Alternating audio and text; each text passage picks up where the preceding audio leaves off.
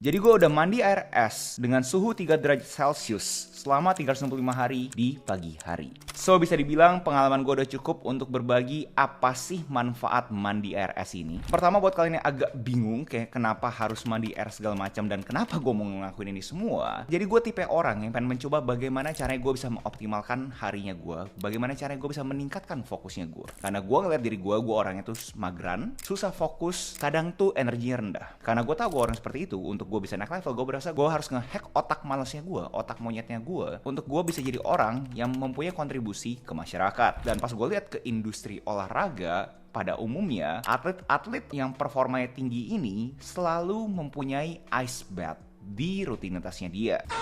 Dan pas gue research ternyata juga mempengaruhi kita punya performa kognitif. Dan itu nge-trigger gue. Kayak menarik nih kalau misalnya gue cobain ini sebagai studi kasus. Dan yang paling utama adalah orang-orang bilang kalau misalnya lu melakukan ice bath di pagi hari, itu tuh rasanya kayak minum kopi sama minum energy drink jadi satu.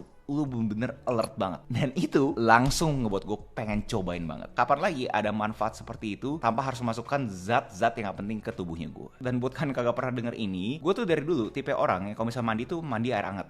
Karena entah kenapa kalau misalnya gue mandi air dingin segala macam tuh gue tuh gampang banget pilek, gampang banget sakit. Gue kagak tahu ilmu sains di belakangnya, tapi gue dulu kayak gitu.